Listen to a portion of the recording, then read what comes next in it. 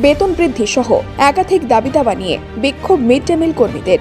আজ বৃহস্পতিবার সকালে বেতন বৃদ্ধি সহ একাধিক দাবি দাবা নিয়ে জেলা শাসকের দপ্তরের সামনে বিক্ষোভ দেখালেন নদিয়া জেলার মিড ডে মিল কর্মীরা। তাদের দাবি, তারা দীর্ঘ 17 বছর ধরে এই কাজ করে চলেছেন, কিন্তু তাদের ন্যূনতম পারিশ্রমিক দেওয়া হয় না। দিনে 50 টাকা মজুরি হিসাবে তাদের মাইনে দেওয়া হয়। তারা বলেন, বর্তমান বাজার মূল্যে তারা ওই টাকায় চালও কিনতে পারেন না। তারা উল্লেখ করেন, যেখানে কেরালা, তামিলনাড়ু সহ অন্যান্য রাজ্যে তাদের 3 থেকে 4 গুণ বেশি মাইনে দেওয়া হয়, সেইখানে এই রাজ্যে তাদের অবস্থা শোচনীয়। তারা আরও দাবি করেন, প্রতিদিন আগুনের ধারে ঝুঁকিপূর্ণ কাজ করতে হয়, কিন্তু তাদের কিছু হয়ে গেলে তার জন্য কোনো বীমার ব্যবস্থাও নেই। তাই তাদের দাবি, তাদের সঙ্গে কোনো দুর্ঘটনা ঘটলে পরিবারের কাউকে চাকরি দিতে হবে। গর্ভকালীন সময়েও তাদের কোনো ছুটির ব্যবস্থা নেই। এইসব দাবি দাবা নিয়ে তাদের এই আন্দোলন।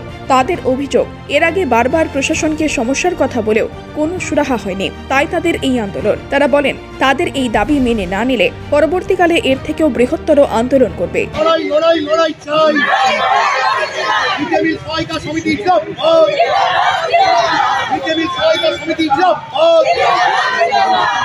কর্মীদের 50 টাকা মজুরিতে কাজ করানো চলছে না, চলবে না। 50 টাকা মজুরিতে কাজ করাচ্ছ কেন? কেন্দ্রীয় রাজ্য জবাব দাও। 50 টাকা মজুরিতে কাজ করানো কেন্দ্রীয় রাজ্য জবাব দাও। অবিলম্বে উৎসবকালীন বোনাস চালু করতে হবে। আজকের কর্মসূচি দৈনিক 50 টাকা, রোজে তো 1 কেজি চালও হয় না। তা আমরা তো 50 টাকা প্রত্যেকদিন পেলে আমাদের কিভাবে সংসার চলে বলেন? আর এই লকডাউনে আমাদের পরিস্থিতি আরও খারাপ।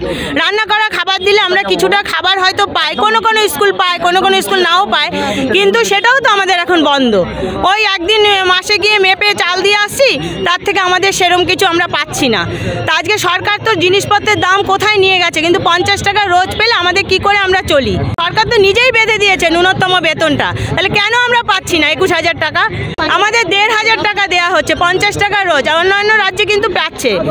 পন্ডিচেরিতে 21,000 টাকা পাচ্ছে, তামিলনাড়ুতে 9,000 টাকা, তারপর উত্তরাখণ্ডে 3,000 টাকা, কেরালায় 9,000 টাকা, মহারাষ্ট্রে 2,600 টাকা।